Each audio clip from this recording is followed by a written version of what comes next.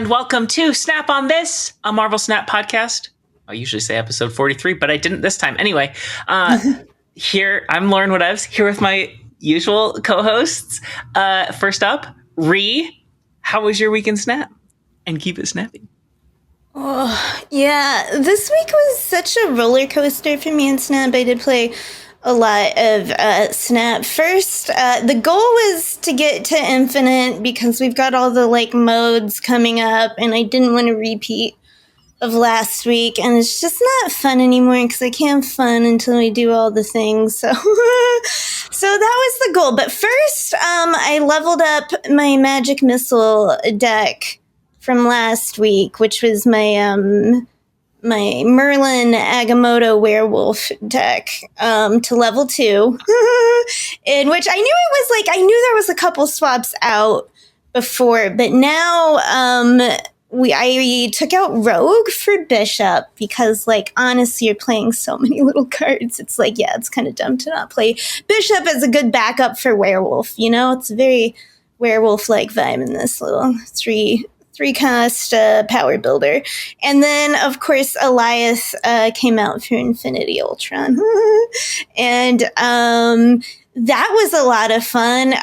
100% do not regret spending 700 gold on Disco Shang. Getting so much more satisfaction out of Disco Shanging people than regular Shanging people. It's sparklier. I know, I already had gold crackle for Shang, and I dipped into my fucking video gamer hoard reserve of borders that I refused to spend because I'm just I'm not sure, and I only have so many, and I gave him a red cosmic. It's wow. Glorious. Anyway. Yeah, so that was fun, and it was working, but to be honest, in my heart, I couldn't get Hela out of my thoughts. And I put together, because Morgan Le Fay came out, I put together a small Hela deck, and it was so fun. It was so fun. I zooped up 10 levels, to the 80s with this so fast,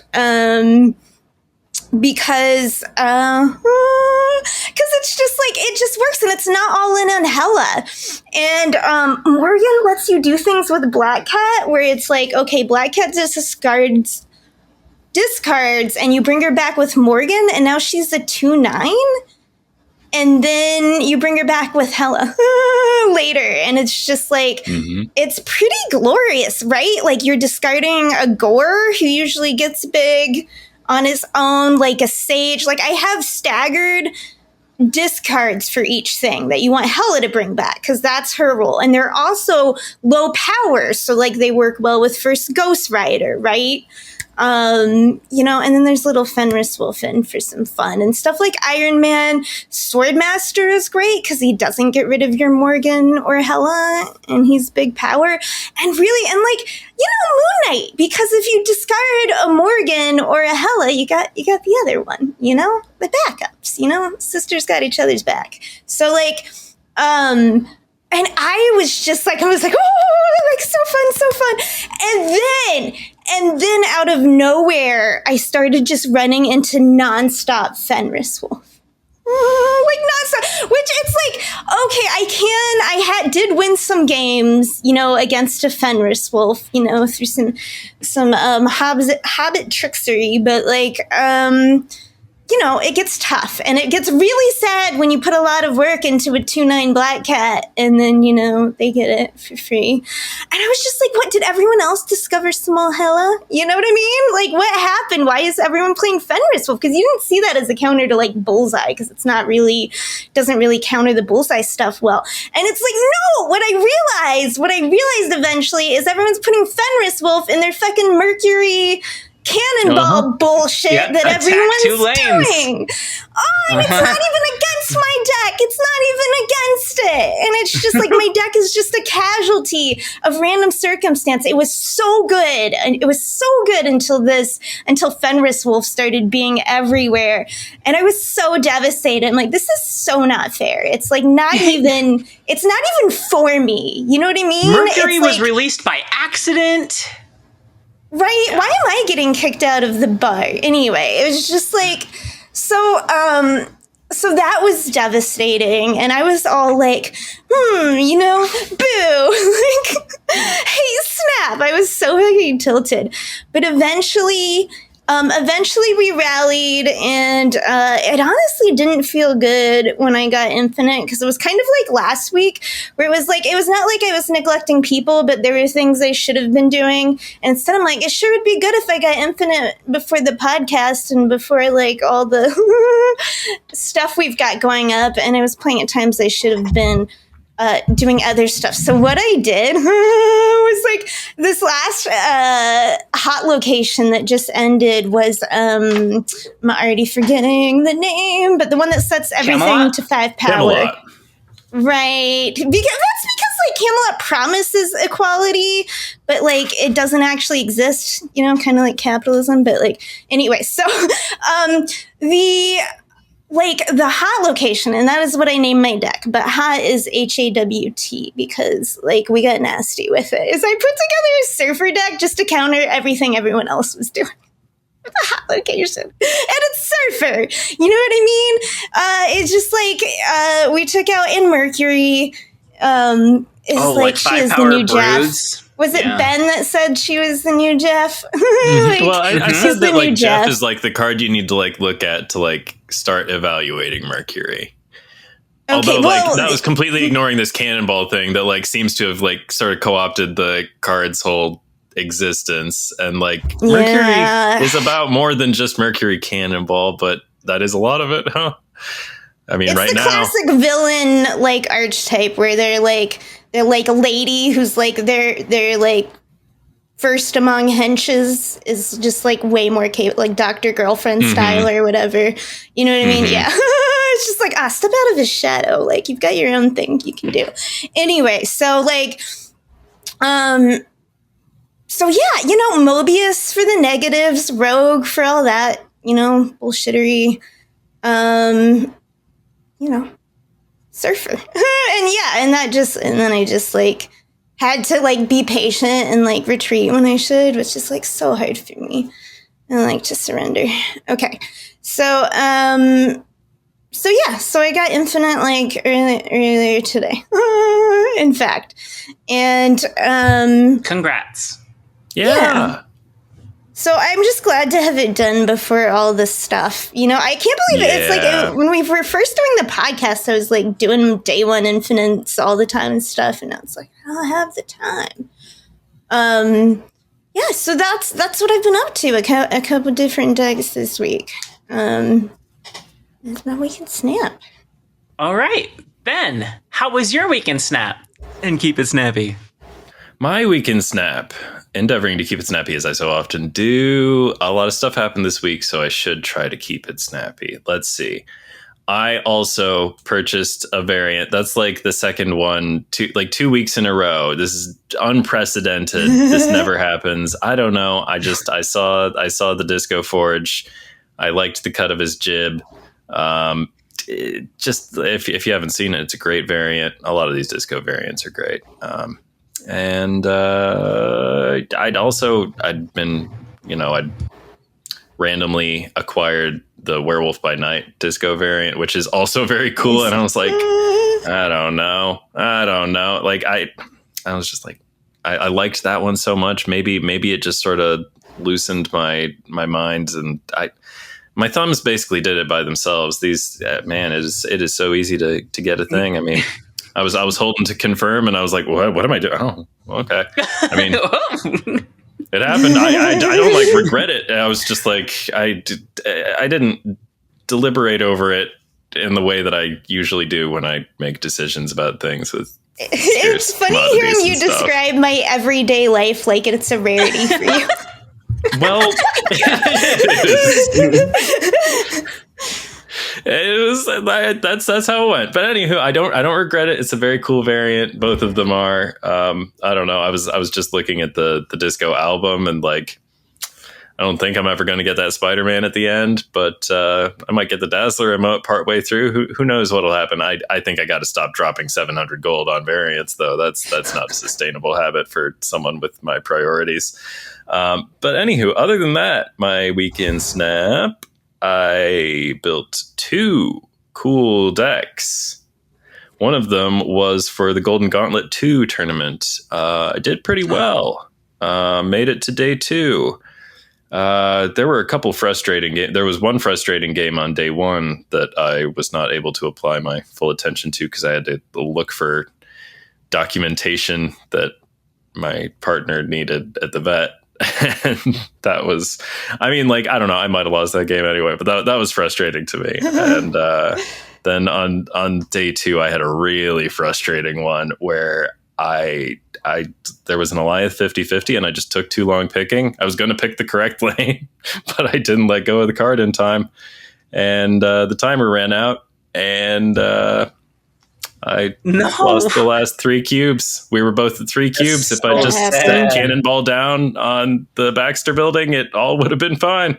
But I didn't. Aww. And, if you do the thing in time, then you've done the thing in time, but I didn't do the thing in time, so I lost that game of Marvel Snap. And that's how it goes. I would have had an 8-2 record and might have gotten into the top 16 if I just done the most basic part of playing the game, which is dragging the card from your hand to the thing before the timer runs out. But I'm still pretty proud of how I did. 72 out of 870 something. I don't know. Yeah. There are a lot of Marvel Snap players I'm better than. That's great. According that I did better than, I should say. I was better than on the day. I performed better than under those circumstances. For that weekend, I was doing pretty well compared to some other Marvel Snap players. And what was I playing that served me so well? Oh, I'll tell you. Very cool deck. Batrock, Scream, Mercury, Craven, Merlin, Spider-Man, Silk, Hydra Stomper, Polaris, Miles Morales, Spider-Man, Cannonball, and Heimdall. Yep. So I was an early adopter of the Mercury Cannonball thing. I heard Lauren say it on the podcast. I was like, oh, that's gold. So yeah, Cannonball was already like a star in my Zorn deck and stuff. So I just changed 4 cards from the Zorn deck. I cut the Zorn and the birds, and Magneto. So both Magnetos, both birds, Vulture, Red Wing, Zorn, Magneto, all gone. They were replaced with, in no particular order, Mercury, Merlin, Polaris, and Miles Morales. Merlin's pretty cool. Like that card a lot. Doesn't really have much to do with the rest of the deck. Just a very strong card. Replacing locations, pretty cool. That's all good. Yeah, I had a great time with the tournament and with that deck. I highly recommend it. It feels pretty strong. I don't want to dwell on it too long because I've got another deck to tell you all about. I did finally put my money where my mouth was and see what Morgan Le Fay is all about. So here's a deck. It's called Morgan Le Fay More Problems.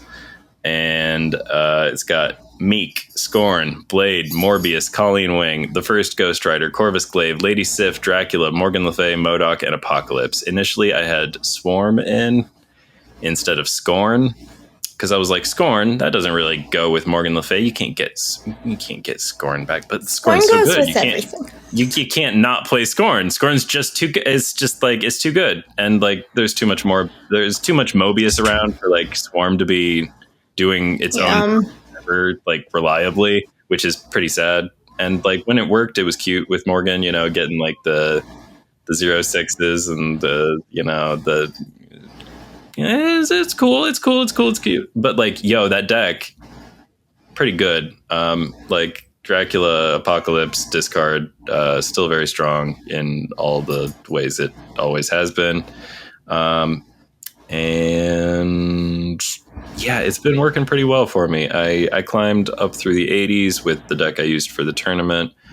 Well, not all the way through the 80s. I went from like 85 to like 97, 98 with the Swarm version of this discard deck.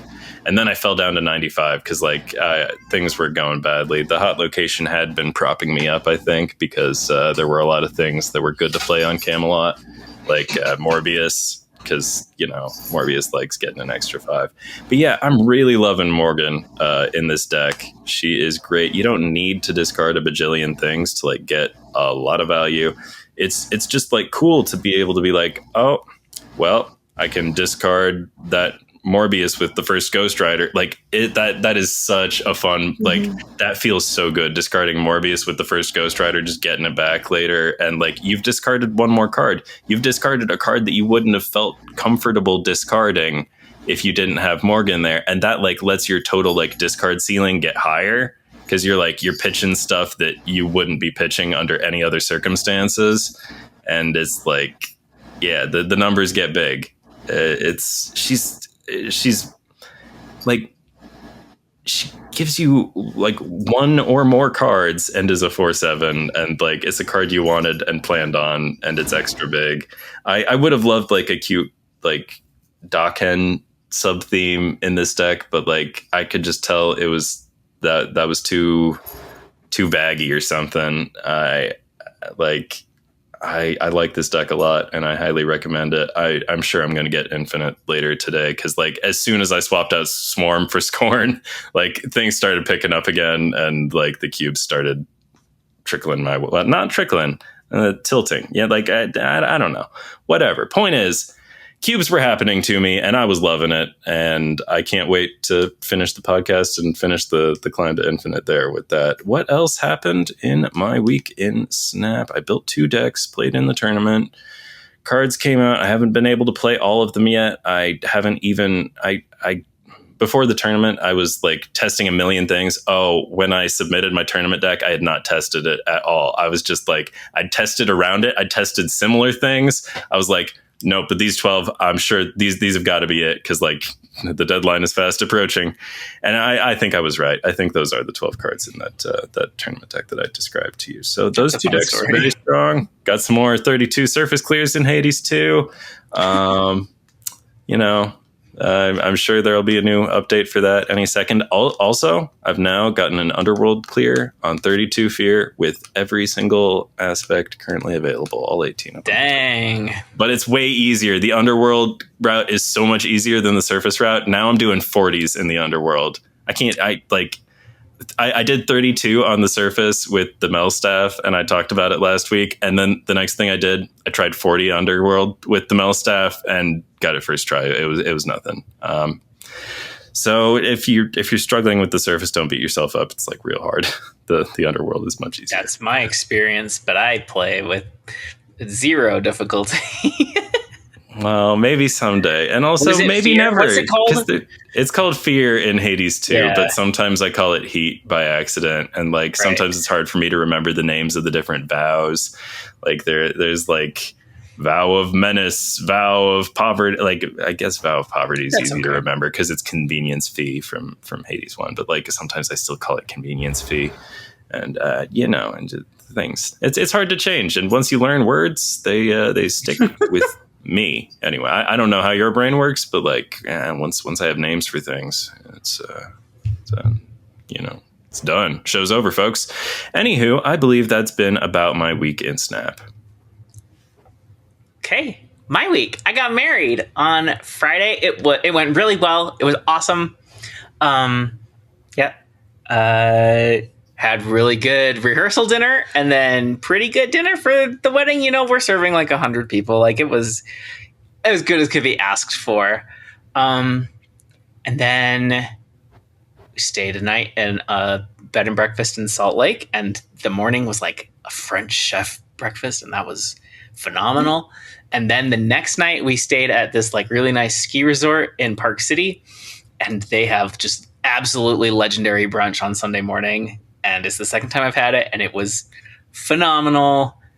Left in minor pain from eating so much, but that's okay. like I don't regret it. The food was so good. Probably didn't need like 6 desserts on my final plate, but they just, they all look so good. And like half of them had raspberry, which is literally my favorite food. Anyway, that went great. I hit InfiNOT on the night of my wedding. After my wife fell asleep. I played just a little bit of Snap. I was already at 97. I crossed the line using an auto Merlin deck. I'm not even going to read it off, but it's rocking Nicholas, Scratch, Merlin, and Agamotto, and it's a Wiccan thing. Like, it's really fun. It surprised me how fun it was. Like, I built this just to try to get some like Merlin reps in to talk about on the podcast in time. I think last week. And I liked it so much, I took it all the way to Infinite. The rest of the week, I have felt very inspired by the game.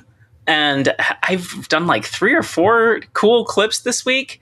One of them, I've got a Human Torch that moves literally 5 times in a single turn. Like, last turn of the game, Human Torch moves 5 times, and I play Taskmaster, and it's beautiful.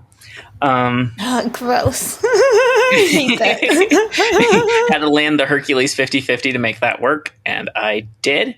I had another one where I used Ancient One to make 3 Mercuries, and then at the end of the game, I split them all up into 3 different lanes, and then I have Cannonball on one lane. On the opposite side, I have Absorbing Man Grandmaster, so I Cannonball Mercury all 3 lanes.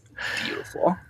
Cool. And the final kill was like a 100 something power null on Onslaught Citadel. Just already was winning the other 2 lanes. It's fine. And then what was the last one? Maybe I did 2 more. I had one where I did a Makari thing. I think I talked about it on the pod earlier because there's this Redditor, I think XCombo X, who does these ridiculous Makari cooks, and I was very inspired and wanted to do one of my own. So I did an Ancient One to make 3 Wongs, and then on the last turn, I did a Symbiote Spider-Man on Makari and Frigga. And so I make 6 10 power Symbiote Spider-Mans with Makari's ability, and then they all come down for free. It's just beautiful stuff. Really having a lot of fun with the Ancient One.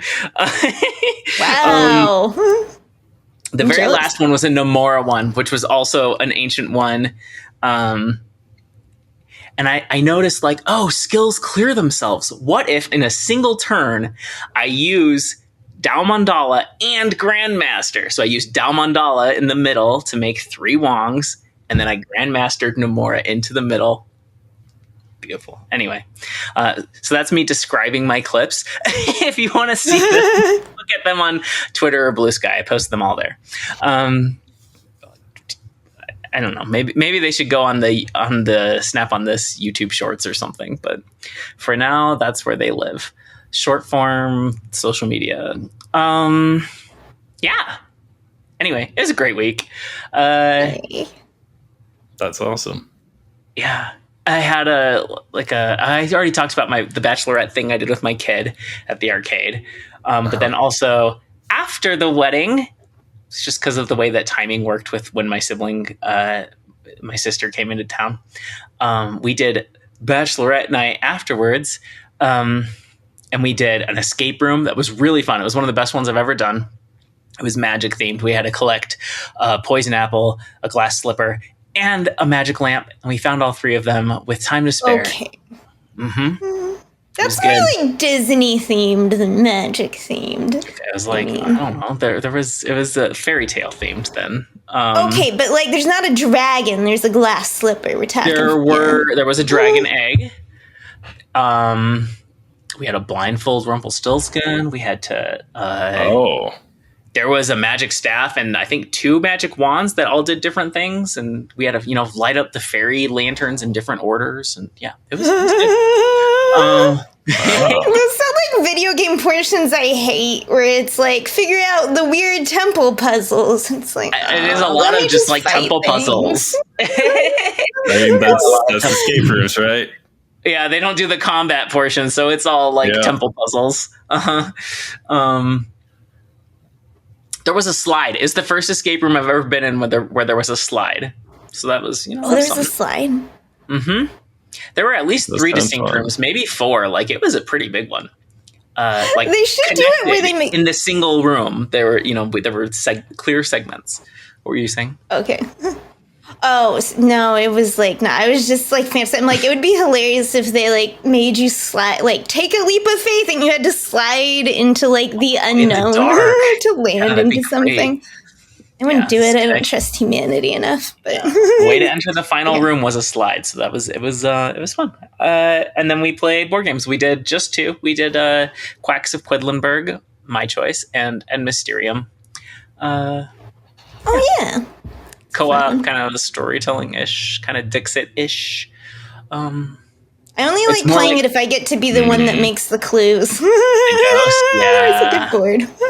My brother got to be the ghost because he said he's only done it like once before. I'm like, how? I've had this game for years. How have you only been the ghost once? But anyway, it was very fun. It was a great weekend.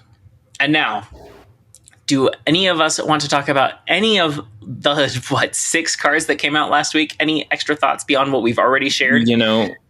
We sure can. Before we move forward, I forgot I should have said that the Golden Gauntlet 2 went like very smoothly. It seemed to me like, given the difficulty level of like wrangling 900 cats, like that's a lot of cats to herd, y'all. Or like 876 or whatever it was. Like that was a huge thing, and they did a great job. And shout out to everyone who ran the thing and organized it. And I was very impressed. And it was good last time, and I was like, I'm sure it'll be good this time. But they exceeded even the expectations that they caused me to have for them with their good performance in the first one. Yeah. I mean, it's a good team with lots of experience, but it's nice to see like Second Dinner collaborating with them. And I've already seen like so much good out of it, like how it affects the meta and how we talk about the cards. Like the one that ended up winning was running, Thanos, Agamotto, and Arasham. And he's like, I hate this deck. I want to get it nerfed. Like that's why he's playing it and trying to win with it. He's like, this deck is too good. Too much hate playing in Marvel Snap. It's funny, isn't it?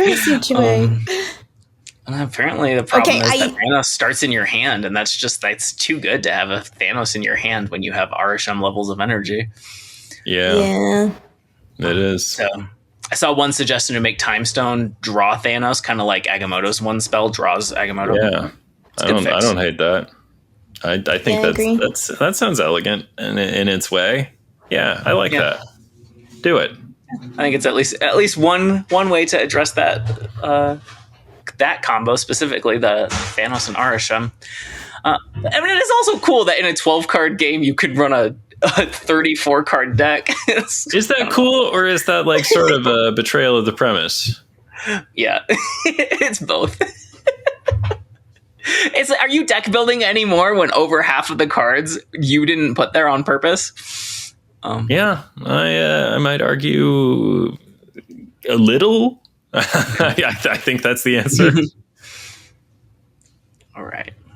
Any other thoughts on the other cards? I've played a little bit of Hellion. I think he's really fun. I want to play a lot more. Yeah, I would like to play a lot more Hellion. I only played a couple games testing for the tournament, and I just didn't end up going that way. But I operate, at least a week behind. I finally got to Morgan, and I don't know. I've had plenty of experience with Mercury, though. Been playing that deck a lot. My move deck that I played in the tournament. And what were the other new cards? Mostly Merlin, I remember Mercury. Morgan Le Fay, Jennifer Kale. You have lots of Jennifer Kale thoughts? Nicholas Scratch, Hellion, and Mercury. Oh, I played against a Nicholas Scratch today right before we started recording. He got up to 6. Didn't win, but he got up to 6. I've had quite a few 6s. There was this one lane that they really won with 3 Agamottos. You know how that goes. The other 2 not so much. Yeah, they picked. I mean, I didn't put anything in that lane because I knew they wanted to make 3 Agamottos there. So, They didn't put anything. They were putting a lot of faith in Nicholas Scratch to hold down the middle, and it did not come to pass. Oh well, but no, I'm sure there are great Nicholas Scratch decks and people who love Nicholas Scratch for good reasons. And if Nicholas Scratch is your favorite card, I'm not going to argue with you. I'm sure he's fine. I will argue with you if he's your favorite card. There's something wrong with you. There are more fun cards out there. Kate, Ancient One. Wait, can I have a turn? Yes. I didn't know you wanted to talk about any of them. Please. Every time I started, I keep I can't get in. So I try and wait for my turn, and then we move on. Okay. I just wanted to say I only had one thought to share that I thought was worth sharing anyway about Mercury, and it was the funnest thing I've done with Mercury because I'm not doing Mercury Cannonball stuff. It's not fun for me while everyone else is doing it. But I did. I was playing my Surfer deck, which I had two cost cards, Mercury and Surge, and a bunch of 3. So I didn't have a lot of early plays. And I was playing this other player, and they did a play I've seen a lot, okay? Where they started out with Sam Shield on the board, and then they played Batrock on turn, and then on turn 2, they played Silk, and I could almost see them looking over at me because they saw me play a card in the same, and they're like, okay, set it off. To reveal my Mercury.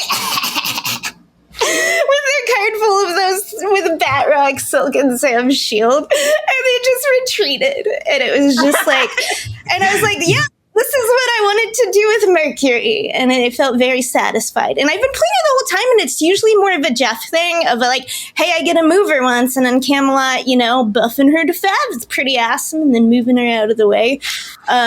So just, getting to ruin someone's beautiful Silk setup, which I have done myself and enjoy. So I don't know why I have to be so mean about it, but it was great fun and very satisfying. So. Glad to hear it. Reminded me of a couple of things that I should say real quick. I'm so sorry. Mercury. I was thinking about Mercury and what Mercury could be outside of Cannonball. One thing that Mercury could do that Mercury doesn't do is prevent, how Gambit can target things that are behind armor or whatever, and they won't die. And that's sort of a bummer and a waste of a Gambit. But it is cool for armor and stuff, and that's all good. One thing that I think would be pretty neato is if Mercury removed the movement possibility for the things in that lane. So you could narrow down your potential Polaris targets or something.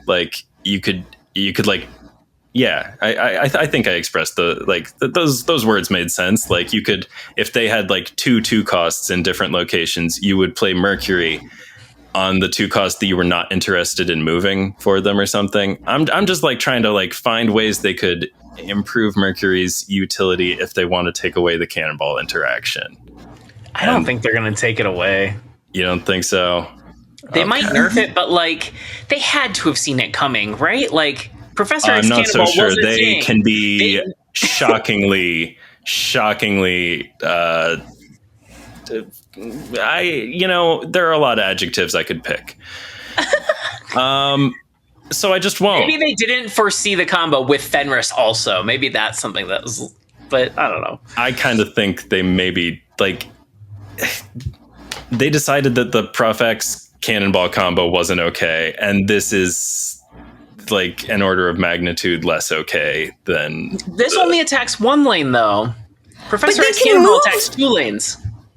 They can move her wherever, though. You know what I mean? Whereas you know what I mean? You just. I don't know. It's not all right. I don't think it's going to stay. If you play Polaris, she can target something in the Mercury lane and it just doesn't move. And it won't move. Okay. And it's very frustrating because you're that's my toy. Why is my toy hurting me? My toy shouldn't help me. The first time I did it, I thought I knew there was a chance it might not work. I was maybe this will work. And it didn't. I mean, maybe Mercury and Scream just aren't friends, and that's okay. Well, I mean, even outside of Scream, for Craven stuff, what if Scream wasn't even in the deck? Scream is not the highest performing card in that deck. But why are you putting Mercury in a Craven deck? Anyway, she moves and Cannonball, and sometimes Cannonball shows up and she doesn't, or sometimes she shows up and Cannonball there are a million reasons to be playing Mercury was doing some work. I don't know. Right. I promise. That's crucial for the results. And the other thing that I wanted to mention, I mentioned this off the air, but I retract all of my requests for 2/6 Silk. It would be too good right now in a Hydra Stomper world. Even if Batrock went down to +1 on the triggers, 2/6 Silk would be too good. She's got to be 2/5 for now. Like in a post Hydra Stomper world. We were right when we were agitating for a 2/6 Silk all those times in the past, but it would no longer be correct. That's what I said. Yeah. Glenn knew something we didn't know. I guess so. Are we ready for Ancient One? Hell yeah. 3/5, the Ancient One. On reveal, add Dao Mandala to your hand. Dao Mandala is a 3-cost skill with, on reveal, copy the text of one of your ongoing cards here onto your other characters here. Did you get her? You were kind of on the fence, Ben. I did not. Got to start saving the resources. I don't know. I guess Disco Forge was a more important priority this week than acquiring cards. What is the world coming to? Yeah. I did get her because I'm just in collection complete, and it's like, well, if I don't, when next week when I roll, then maybe I'll get her. So like, whatever, just get her now. Mm-hmm. I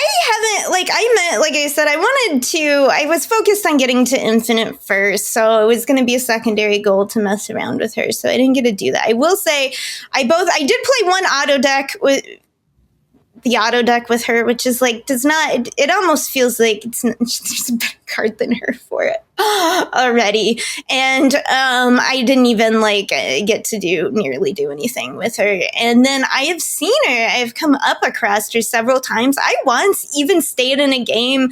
I was like, I'm probably going to lose because they're going to pop off in their Ancient One, but I want to see it. I figured they were going to Wong stuff or whatever. So I stayed in the game because they hadn't snapped to be like, all right, we'll see you. Go ahead, pop off. No, I won. So so I have not seen anything cool with the Ancient One yet. She seems really difficult. You have to build around her. I want to tackle it. I want to try, but I just haven't had time, like I said, pushing to a minute. I've played a lot of her, admittedly not in anything serious. Everything was to make a cool clip. She is extremely awkward, though. I just think she's way too expensive. Her or the Mandala or both need to be 2-cost, I think. Because it's not just that you're playing a 3 and a 3. It's also you need to play the ongoing card that you're spreading. And also you need to play the other bodies that you're spreading the ongoing power to. It's such a demanding combo. Game. Right. Even in turns, or even in games where I was getting Limbo out, she's very awkward. Right, and you don't want to copy a Pim's area. You know what I mean? The little ongoings aren't worth it. They're not worth it. You need to copy something big and impressive, and it's so hard to set that up. Yeah. Yeah, I think there are good ones. I did play against a couple Cerebro 5s using her, and that's when it pops off, it explodes. Yeah, I've faced that also. That's very, very big when they do it, but again, clunky. And I've seen people trying to do Patriot stuff, and I think that's good. I was using Mercury in a silly way because I was trying to triple cannonball, but I think if you were just using Mercury to give all of your cards they can move once, I think that's kind of cool. Because she's an ongoing that can move. Yeah, it's not part of the ongoing, but it is part of her text, right? Yeah. So Dao Mandala does give a free move to all your cards. Another thing I've really liked doing with her is using her with Martyr. I think you could use her with others, like a Titania or Hydro Bob or whatever. But Martyr is the best one, where it's just she can be played out early. She's totally safe. And then later, she's a 1/5 who doesn't have her terrible text. I love that. Yeah, but what if you don't draw her? Are you all in on the Ancient One? I don't. She's a card that demands building around her, but she's not good enough to be built around. I agree. I think that's a very accurate. That gets to the truth of it while not being unkind. I like how She's super fun. She's fun. I don't. She can't be consistent. She's not good. Mm-hmm. I was trying to think earlier in my head when I was doing some chores or whatever, all right, how do I put her together with Miss Marvel for funsies? And the more I thought about it, I was like, oh no. Yeah, oh no. dear. Yeah. It seems so promising, right? Like that was the first place my brain went, but no, I don't see it.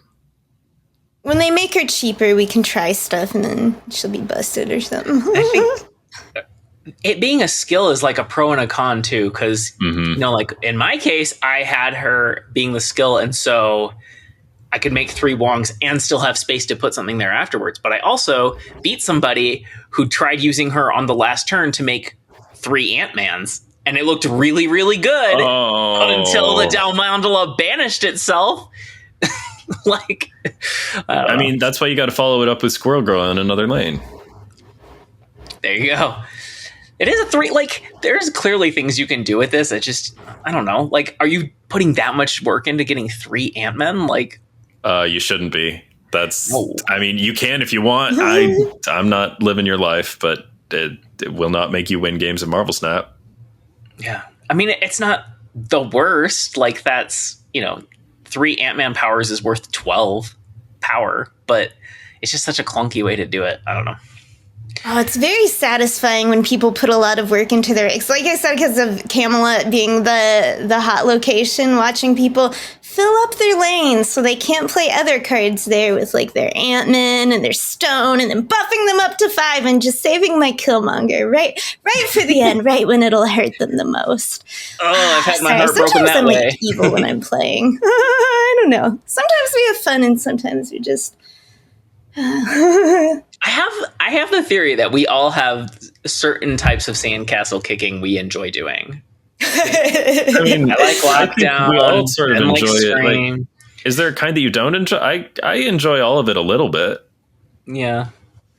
Someone tried to pop off with their ancient one earlier, so sometimes I'm giving. I mean, it's why it exists, right? If it wasn't fun for anybody, it wouldn't be in the game. But yeah, like, successfully milling somebody does feel kind of like, ooh, cool. Is it good? I don't know. Anyway, I think that's got to be the balance, right? It's got to be fun, but not especially strong. If it's strong, then a strategy that's a nightmare to play against spreads everywhere. I play so much card gen, and I've been playing so much Merlin and like Kate Bishop and stuff. Like when they try to mill me, I just laugh. I'm like, I don't need those cards. I'll beat you with the ones I got. Yeah, I beat somebody who milled me successfully the other day, and they killed like 4 of my cards, and I still won. It's like, okay, like good for you. You took all the cheap cards out of my deck. Your Zemo and your Yondu. You just made my draws stronger. I had a decent starting hand. Yeah, sorry you didn't get that Agamotto when you pulled my like temporal manipulation. That'd be so weird if that could take it. Vibe check on next week's cards. We have Cobra and Kid Omega coming in high voltage overdrive or whatever. It's in the show notes as higher voltage and even higher voltage, which I appreciate, Ree. And then both available to play at the same time. What? My emojis. Both like boring traditional high voltage and new high voltage are both available at the same time. Is that correct? No, I think they're both in the same mode. And it's high voltage overdrive. It's that one where there's like certain cards are charged, and if both players play enough of the charged cards, then some weird effect happens. The board gets flooded with chimichangas, or I can't remember everything that was shown in the season video. Chimichangas. But with the mode getting ramped up, I'm expecting like a shop like Sanctum Showdown, maybe? Like for there to be 2 cards in the same. The season blog made it sound like Cobra and Kid Omega were both coming in this mode, and then Sanctum Showdown has. Maybe that's where Mercury and Hellion were going to come in. Anyway, Kid Omega is a Series 5, right?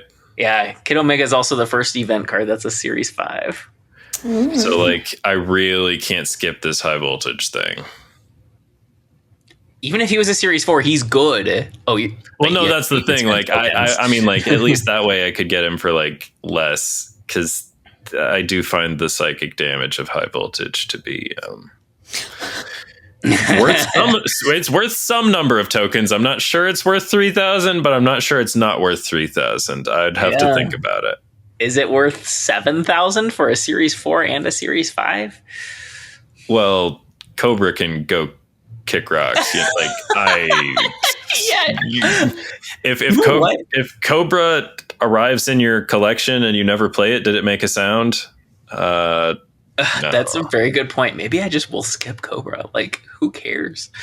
I've honestly, too, I've finally been reading him in the comics for the first time. Probably not the first time, just really? The first time I paid attention. Because normally it's like there's so many little side characters going around that don't make an impression. But now that I know them from Marvel Snap, I like pay more attention when they show up in the comics.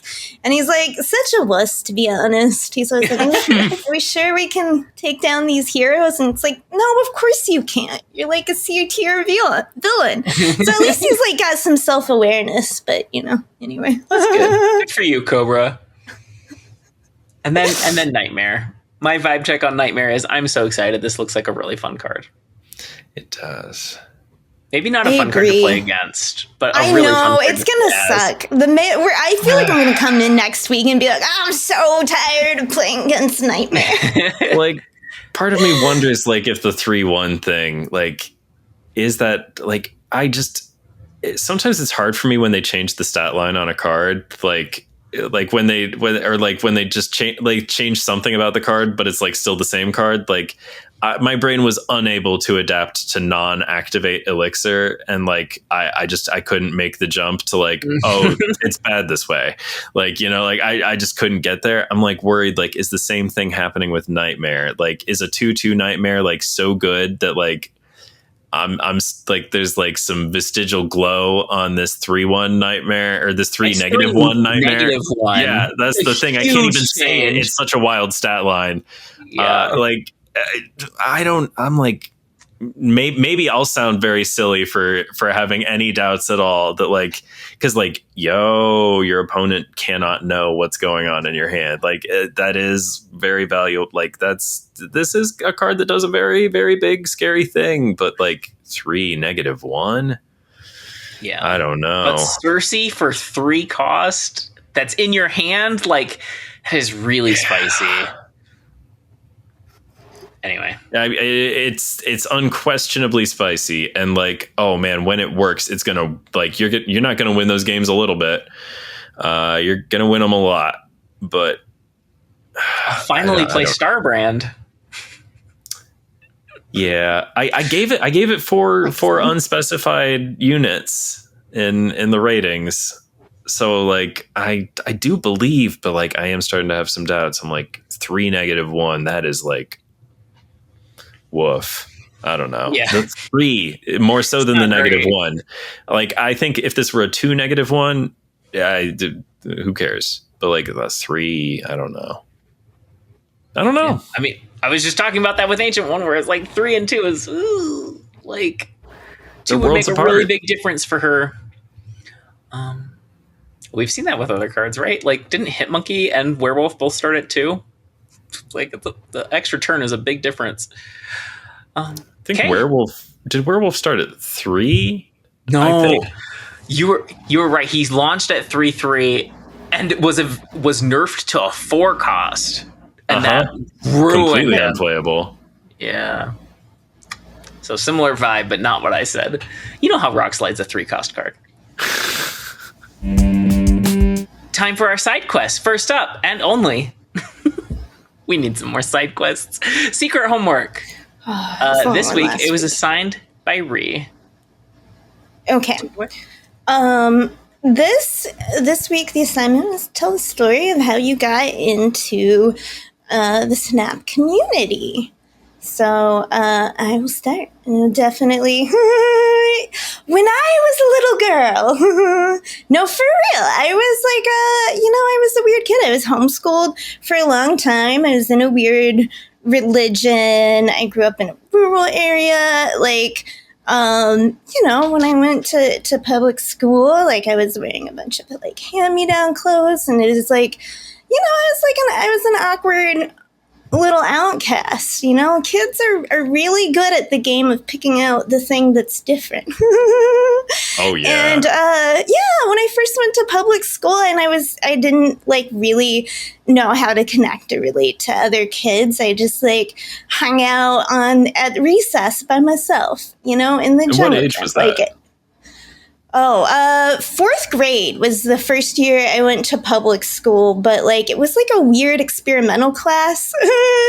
And then we moved to a different state. And then fifth grade was like my more normal rural America schooling experience. But, you know, I did stuff like when I was a kid, like I was also in a big family and I didn't have my own room. I didn't have a lot of privacy. Like I had this big golden like chair I kind of remember as like a throne, even though it was just like an old, like not even a recliner, but like I would just close my eyes. It was very like The Office, like my room is my hair. And I would just like imagine things in my head for like hours. And that was like my private space. So like, this is to set up that like when I was, you know, finally when we got dial-up, right? You definitely, if you grew up with dial-up, the sound of the modem is perpetually like stick with you ingrained forever. Yeah. Right? Yeah. I thought about trying to approximate it with my mouth, but I'm like, you can't. Yeah, No, you want to try, but you're worried you'll get it wrong because you haven't like done it out loud. I remember. I just can't replicate it. Those are some non-human. Oh yeah, I'm not built definitely to do some that. Android noises. I mean, I would try, but like, okay, so like this is all to say that it was very much like an Ariel, like a Little Mermaid, when the internet rolled around, where it's like the outside world. You know, it looked so interesting. Where the people were? Yes, case, I went to be GeoCities? where the people are. Yes, instead of collecting forks and stuff, it was like pictures from animes I'd never seen because we didn't have streaming and stuff. Like, you know, just in like Lord of the Rings news and like random arguments about stuff. So, you know, but like, okay, so while this was like a wild, fun world, also it was like back in time, which is just always a less good place for a lot of people. And also, you know, the internet didn't have as much to balance the toxic side of it, right? Just because of the way the world was. And I'm not to say that I didn't find some kind people, but it was like, in some senses, like, right, coming out and being on the internet and like being a bit like naive about stuff, it was like very unwelcoming. It's like instead of finding Prince Eric or whatever, it was like, I don't know, whale hunters, and they're like, quick, stab her, you know, and like mount her for our hunting trophy wall or something. Because it was like, you know, it's just like the internet was not kind for you, and then nobody was like, hey, remember that like 13-year-old girls are like still children. Like, don't scream like boobs at them and stuff like that. So I mean, it was a harsh, and it was kind of mean, and the internet community too, for like nerds at the time, it was very much like a no girls allowed boys club, and you know, and I mean, so it was kind of a miserable place. Oh, and I did get grounded when my parents found out I had been in chat rooms and on forums. I was not allowed to visit the human world. I was wondering if they just were like clueless, or I was wondering. No,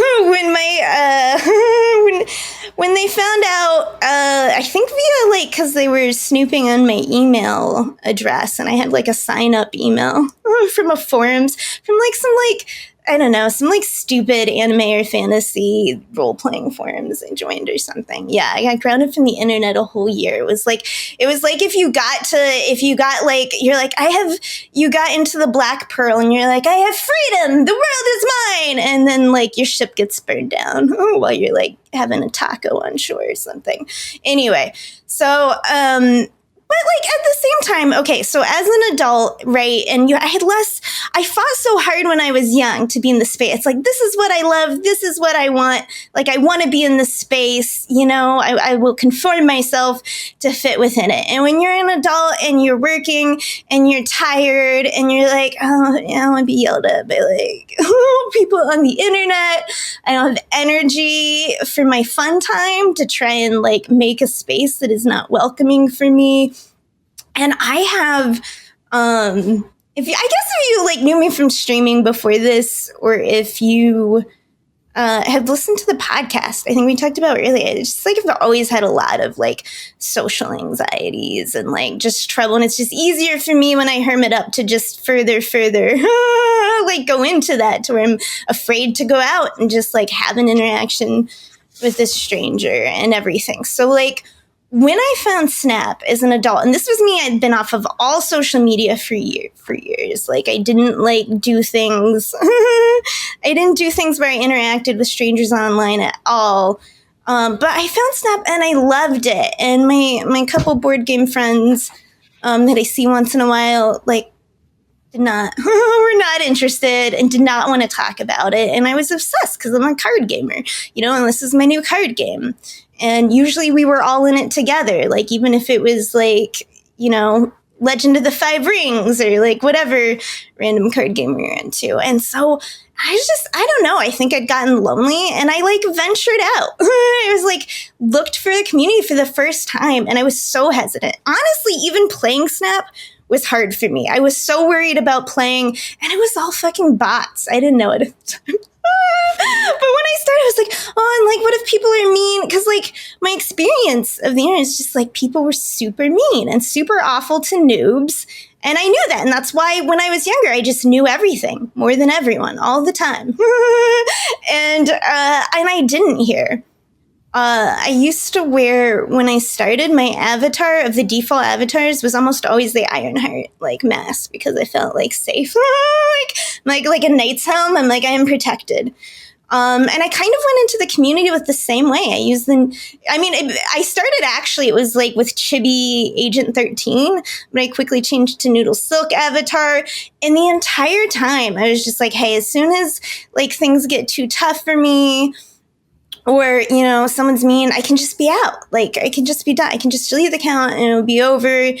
And, you know, and then it became so rewarding. Like, you know, like I said, my whole life had been awkward. Most of my humor is referential, right? Which if you're hanging around people that don't like what you like or watch what you like, they're not going to get your jokes either.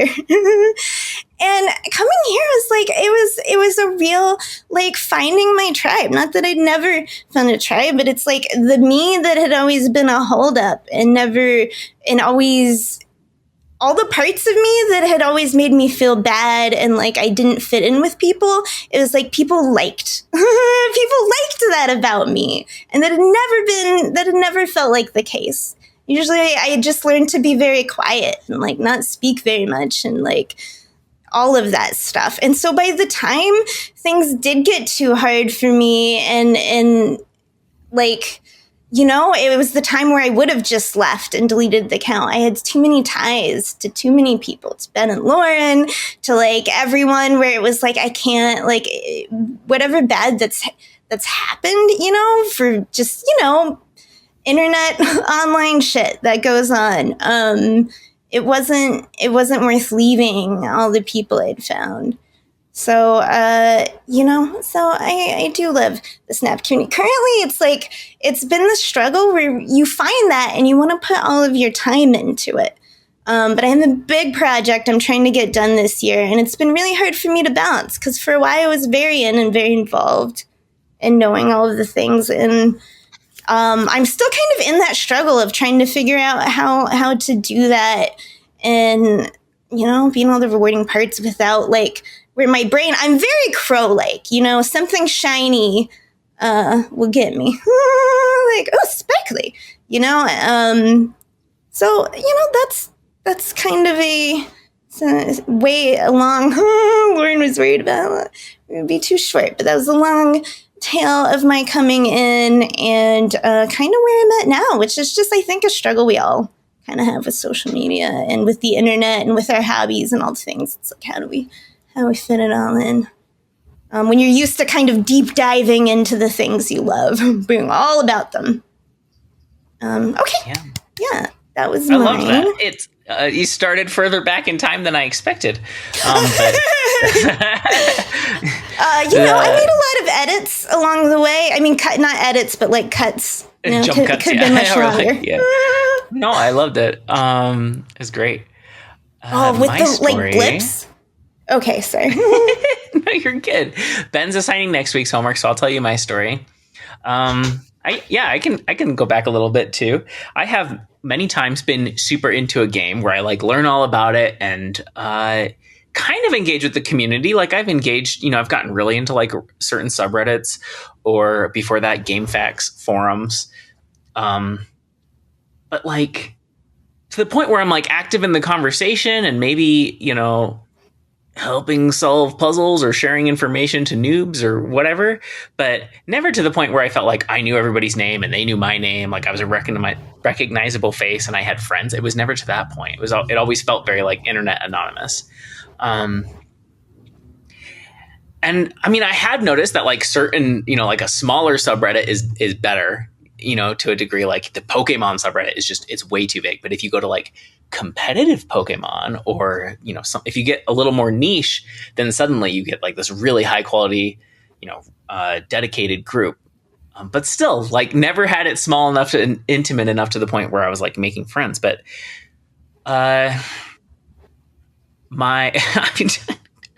it's been almost 6 years and I still don't know how to tell the story, but basically my wife died.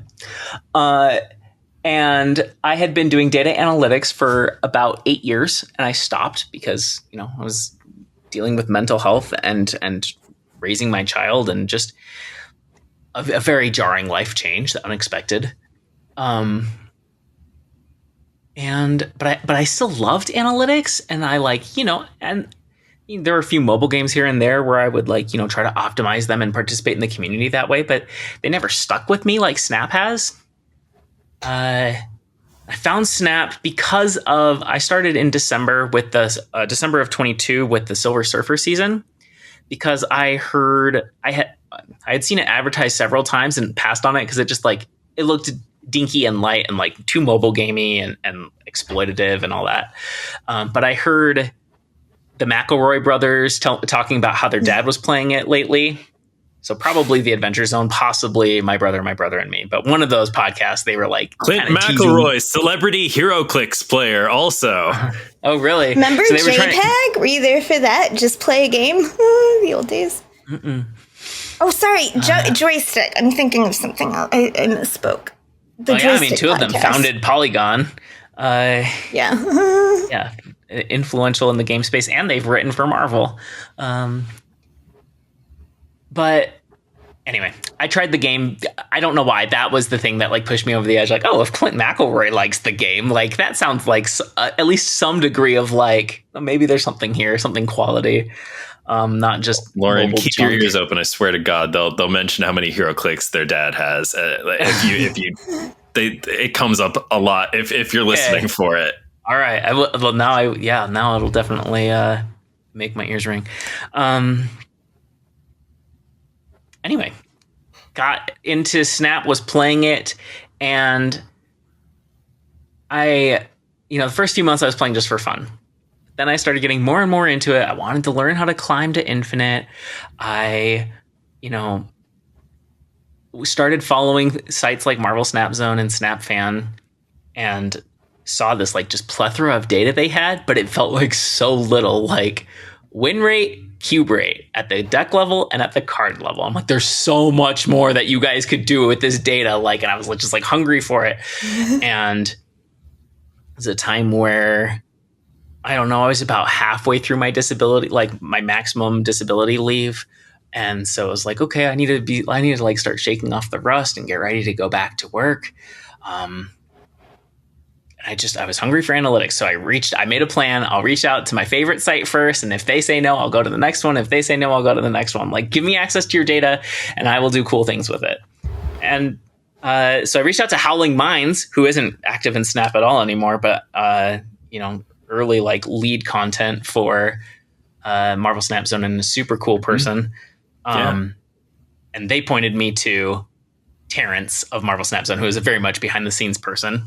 If you haven't heard that name before. And I was just like, hey, can I get access to your database, and in exchange, I'll write cool shit?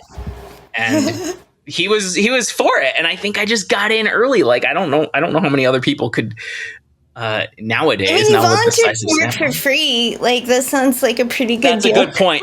I was on disability and I was trying to do things above board, so I couldn't be earning money. So yes, part of the deal was I would work for free. Give me free access to your database, I will write for free. So the first, 6 to 12 months that I was writing at Marvel Snap Zone, I did it all for free. But I got what I wanted. I got access to a database and started doing cool things with it. Like, oh, what's the win rate and play rate and cube rate for pairs of cards? Like, that's something nobody has looked at. I remember. Yeah, or like what day of the week or what time of day can you get the most cubes? And there were just questions like that. Is it worth playing in unrevealed locations? Like things like that I just wanted to dig into. And that's how I did my Snapalytics series, which I love doing. And if I weren't such a perfectionist and it wasn't so time consuming, I would still be writing it today. But yeah, pretty early on, I'd written an article and Terrence was like, hey, why don't you get on Twitter and start promoting that? And I was like, oh, well, I don't really I have a Twitter account, but I haven't used it in forever. And I've never really been a big Twitter user, but sure, why not? I'll do that. And I don't know. I fell in love with the Marvel Snap community on Twitter, which lucky timing on that too, because not that it's bad now, but it's very different now with how Twitter has evolved. Changed ownership and all that. Yeah, a lot of good people have left with good reason. I don't begrudge them that at all. And so now I'm active on both Twitter and Blue Sky, and it's just not the same in either place. Like the community is split, and I don't know, it feels more jaded now. And anyway. Made good friends on there. They used to have the symbol of happiness, the bluebird, as their symbol, and they replaced it by the you've been marked for death symbol. It's just what, Yeah. Yeah. It's really sad what happened, but I'm glad I was there at the time and I made the friends that I did.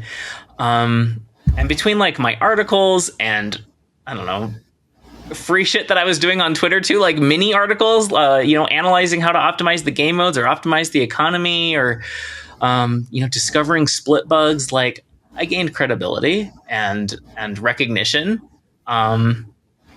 Definitely the friends is the part that I like most. Like that's important to me. And it's just different from what I've had in pretty much any other game community. I did play Smash Bros on the Wii U and on Switch. I played those competitively. And so for a while there, I was going to the weekly scene in person. And it's you learn to recognize people that way. Never got super close to anybody except for my brother, who I was already close to. So Snap by far has been the longest running game with the deepest community connection. Got invited to a few small discords. All the big ones, Cozy's and Dexter's and KM Bests, but I find them, and the official one, I find them really overwhelming. I think the way you're supposed to use Discord is just hop in when the conversation's happening, have it be kind of ephemeral and but for me, I'm much more I don't know if it's because I grew up on forums and then Reddit, and it's just I don't know, I feel more like Reddit isn't really a completionist type thing. The forums were more that way, especially when I was into smaller games. I feel much more I want to be a completionist. I want to read everything. And so smaller, tiny, private discords with just a handful of Snap friends, the first one that I got invited to because somebody on Twitter noticed me and liked my stuff. And that that really changed how I interacted with the game and made it easier to develop friendships and to, be a little bit more vulnerable and to be more intimate. And so that's still my favorite space is tiny discords. Even ours right now for Snap on This, it's fairly public and it's part of a large Discord, but we just have this little tiny corner of it. There's only a few people there and it's very easy to keep on top of 5 channels. No pressure to any of you who don't. So that's my favorite space in Snap. I'm not sure where this story is going. I had direction, but don't really anymore. How's it now? I get recognized every single time I play the game. When the first time that started happening, about, I don't know, a year or two ago, was super weird. But now it's literally every play session where I have people like Spidey point and say hello. And it's just like, it's a strange experience, but it's very cool. And I'm always, I need to get, it is cool. I need to get an Enchantress, or is it Gambit? The other one, like a heart eyes. I need to get a happier emoji, but I give them hellos and a fist bump at least. I don't have any other emoji to be more positive than that. I think hellos and fist bumps are great. I think you're doing perfectly I don't think you appropriate. need to purchase a special. You shouldn't feel the burden Chase to down an get album? a new cosmetic just so that you can accept the kind greetings of like to better accept the kind greetings of your loving fans. I don't know. No, I disagree. Gambit Heart Eyes is great. I was like, wait, how do I have them and you don't? But it's an album reward, isn't it? That's why I don't even have the first piece of the album for like, I think Enchantress is the Peach Momoko Thanos album. But no, that's what makes me think of it, is like Ree talks about using her heart eyes emojis. And I'm like, okay, but usually it's only when it's like someone I recognize. Like I recognize them from the Discord or something. Like I don't think I'm recognized in the wild. People I think just think I'm a bot because they're like, oh look, it's just a regular Ree name, like. Yeah, so I don't know. My relationship with the game is weird. I got into the creator program on like my third try, and basically because there were a couple other creators who were like, you should let her in, even though my content creation is unconventional. Like the writing I was doing was like once a month and on Twitter. Once a month on Marvel Snap Zone, and then also constantly on Twitter. And it's like, does being a Twitter user count as being a content creator? And I think for a handful of the users, it really does. Depends like who you ask. Yeah. I think for some, they're critical to the community on Twitter, and I think that counts. But yeah, it's not like I'm streaming. It's not like I'm doing YouTube. It's not like I'm putting out articles super frequently, because my articles tend to be huge deep dives that take lots of research and lots of work. And even once I started getting paid, it wasn't nearly enough for the work that I was doing. It was mostly just a passion project. Anyway, I love this community. It makes it like recently when I'm going through like a hard time, not super duper loving the game, finding it frustrating. It's like, it's hard because like, that's my community. That's like my friends. That's my space. And so it's like, they both help me get through that time, but also like make me more resistant. I don't know, like it makes it harder to leave because I have to leave all that too. Even though I'm sure people would be very understanding of taking breaks. I think that's a healthy thing to do with a game. Lauren, I would still be your friend if you didn't play Marvel Snap. Yeah, I mean, it'd be hard to do the podcast if I wasn't doing it, right? But we'd find something else to do the podcast about, is my position. And we've had friends that have taken breaks for months or even like more than a year, and it's just like, no, we value.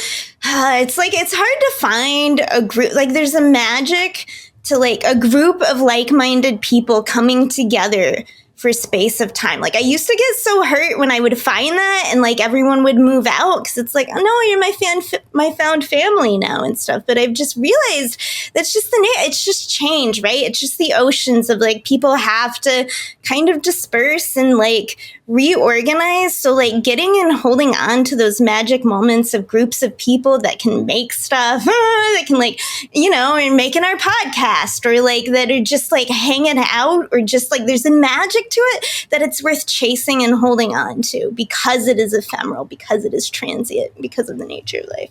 Okay, same. Yeah, that's really lovely, and I agree.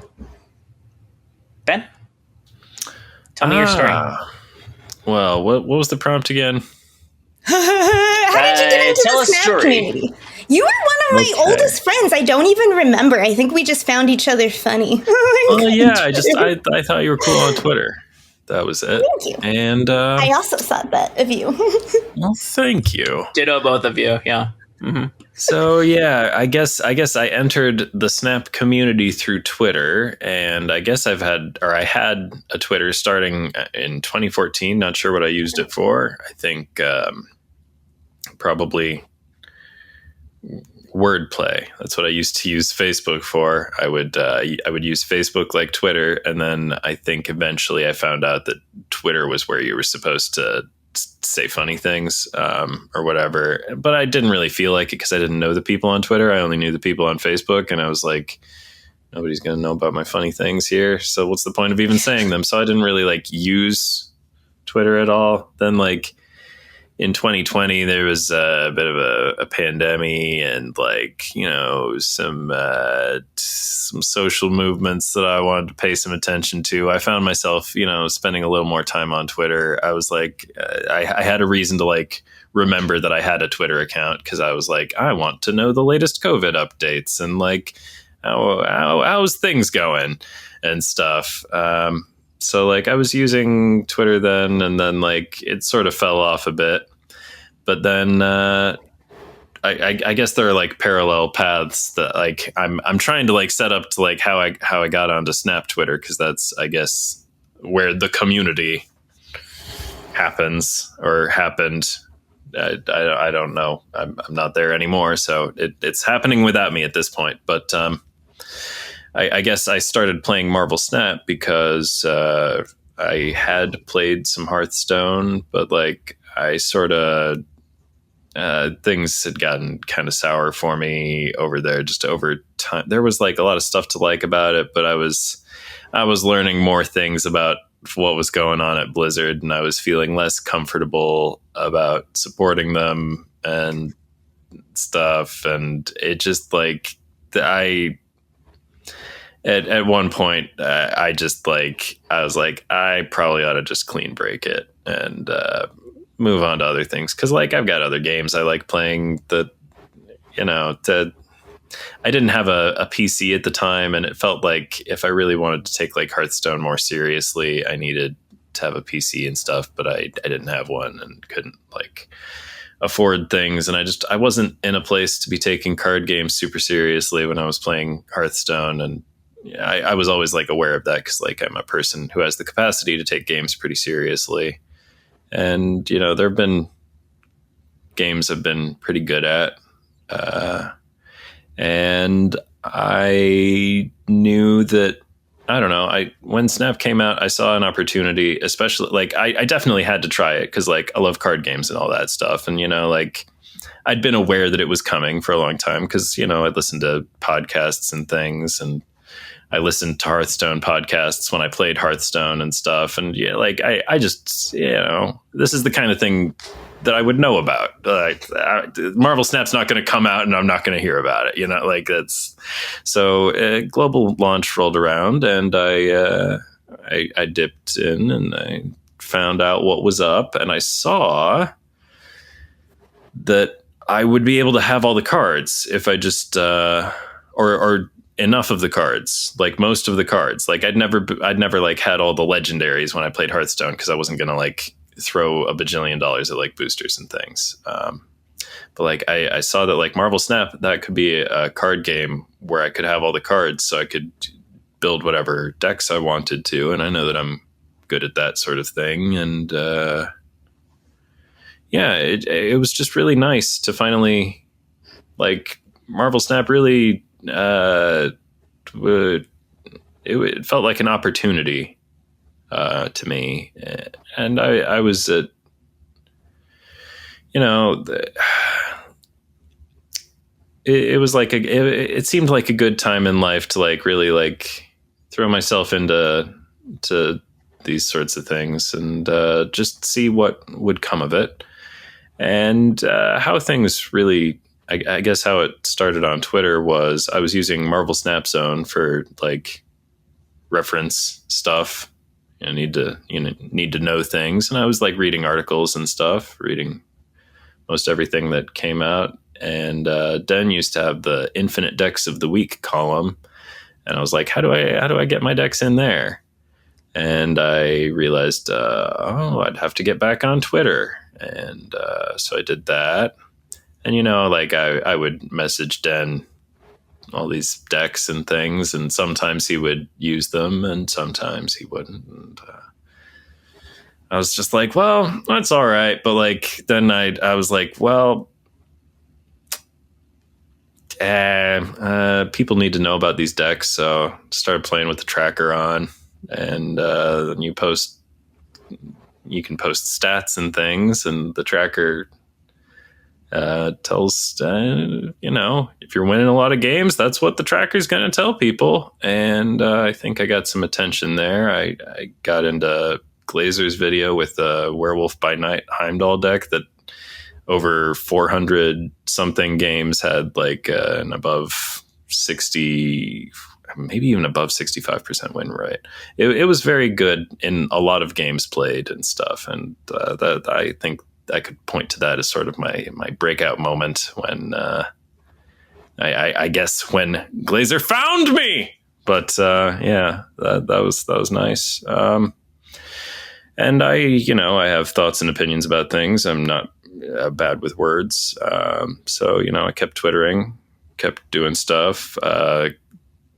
Eventually started hanging out more on Discords and things.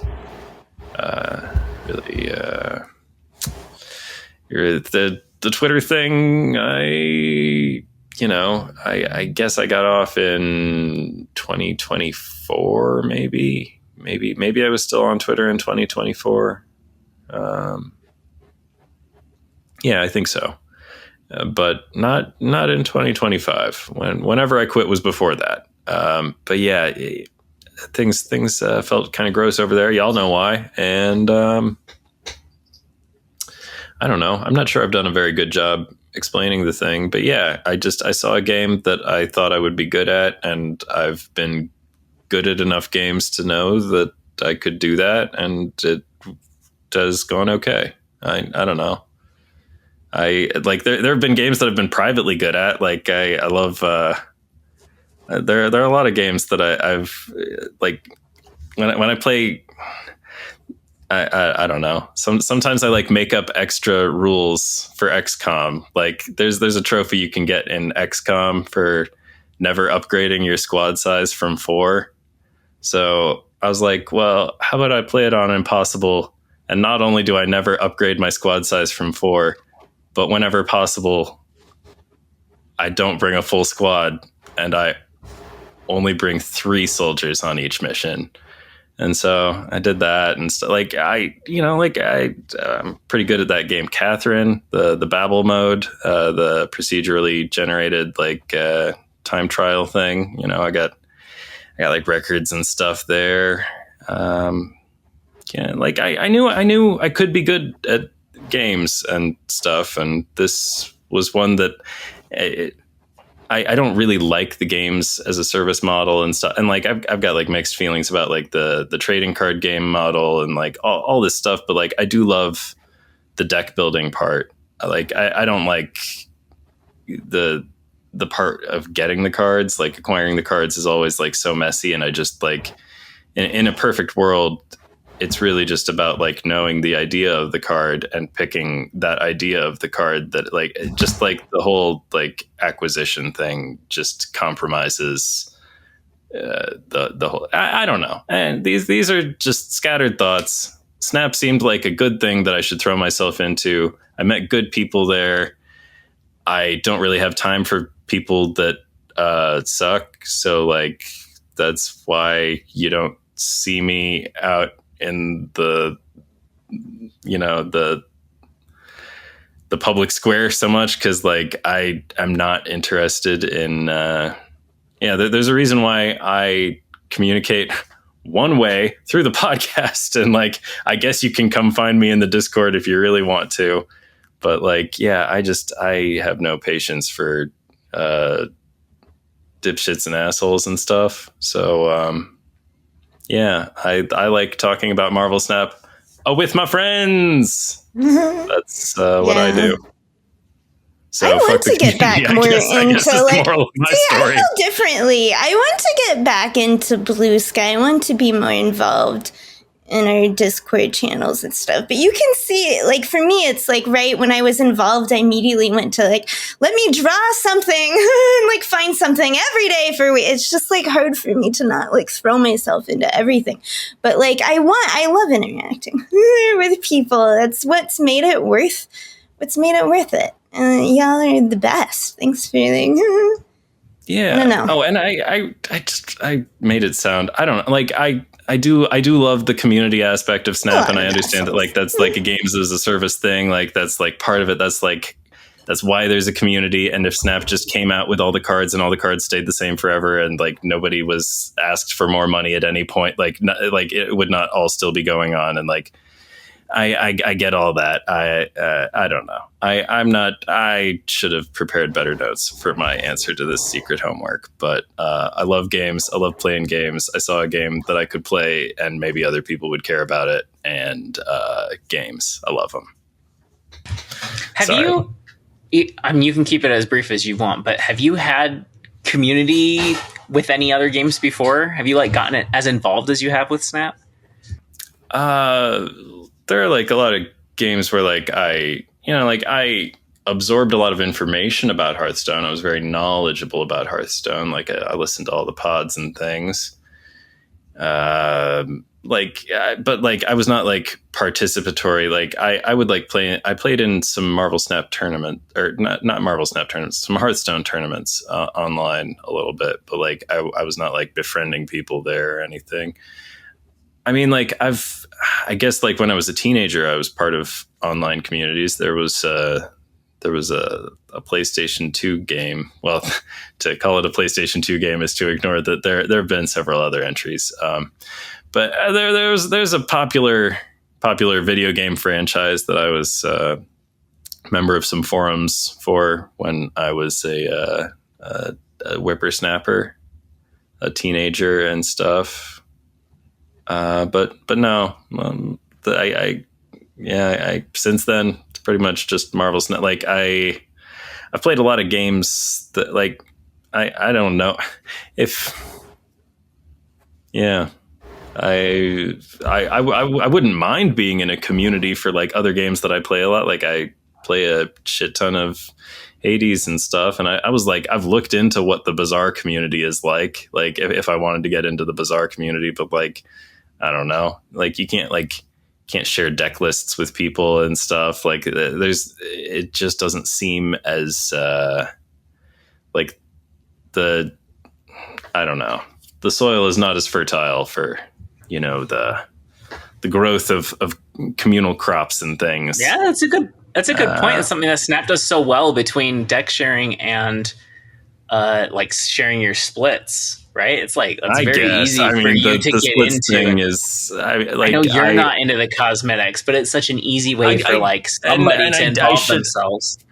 I really want to make sure that all my friends know that when I like your splits that you shared, I did actually like your splits that you shared. I'm not like, when I say that I like don't care about the split, like I kind of care a little bit, and I care that you care, and I care that you put those split combinations together and you shared them with me, and I like it. And don't think that my disdain for the things that I have disdain for extends to you, because it doesn't. So I just want you to know that. Okay. To potentially offended friends of mine, I want you to know that I do like your splits. I'm a split. Assign the new homework. Oh, yes, that's right. I remembered what it was. My new homework, inspired by the Ancient One. That's. I mean, like I know how to pronounce Tao because I had to read the Tao of Pooh for a thing once. But I love that. Anywho, but if you're struggling to remember how to pronounce Tao, just think of the Ancient One. That's the acronym. The TAO, and it's pronounced the Ancient One, just like Tao. Okay. But anywho, inspired by the Ancient One, designed for me a card that generates a skill. So you can't generate one of these free floating skill cards like Astral Projection or whatever. Is that the one that's coming? That is such a slippery slope into just a steaming pile of horse shit at the bottom. Oh my God. I don't like that at all. So this is going to be a character that has an associated skill card with it. All right. Reasonable. I'm sure we all understand. Yeah. Glenn said the number is going to be low. You tell me what you hate about the freestanding skill card possibility. I like it. I want to feel magic. Oh, okay. All right. Well, Ree doesn't have to. But Lauren, if you hate it, for extra credit, you can tell me why you hate freestanding skill cards. Gotta wait and see. But I'll tell you one thing: they don't have a lot of personality. Yeah, that's true. I would prefer we didn't, to be honest. Save it for the extra credit. How am I supposed to give you points if you just spill all the gold here early? Sorry. I don't know what card I'm going to design, if that's anything. Yeah, I don't have any medium on fronts.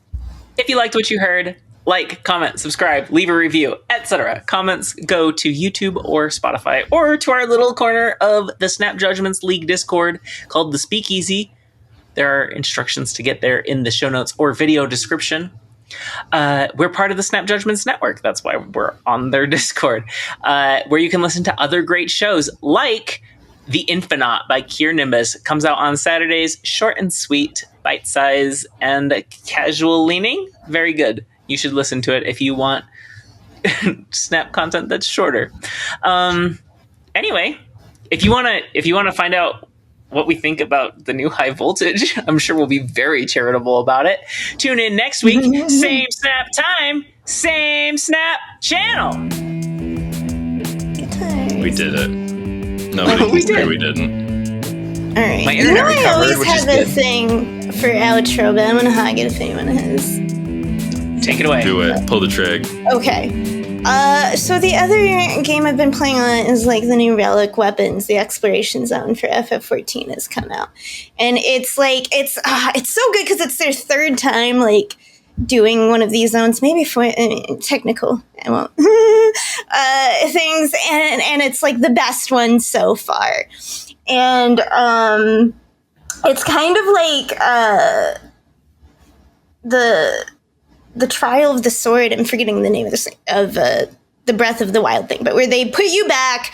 I mean, you have all your high level abilities and stuff, but it's got its own leveling system, and you're all in this exploration zone, and there's all these monsters, and you got to weave your way around the high level ones to like find all the places and get to the things.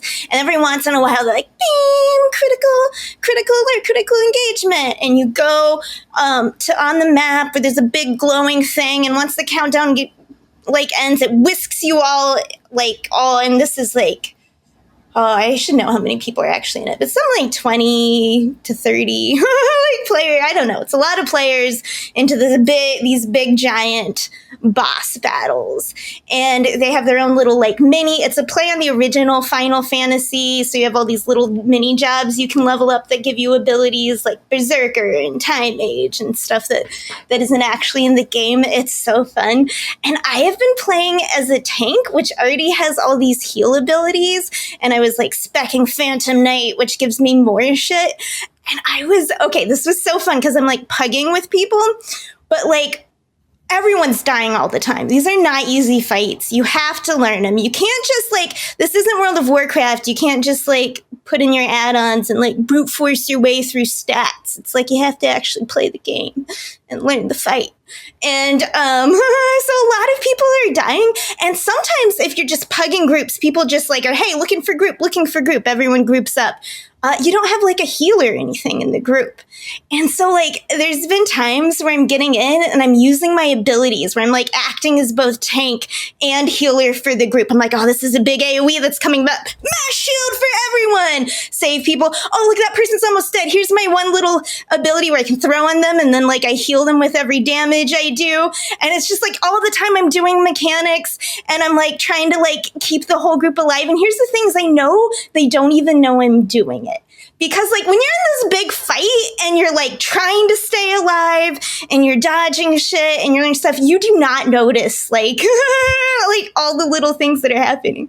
And it's just felt this. It's like secret good deeds. I'm such a meme. I'm that the kind of loner in the corner of the party who's they don't know. They don't know I'm keeping them all alive. But it's felt so That's good. the healer way.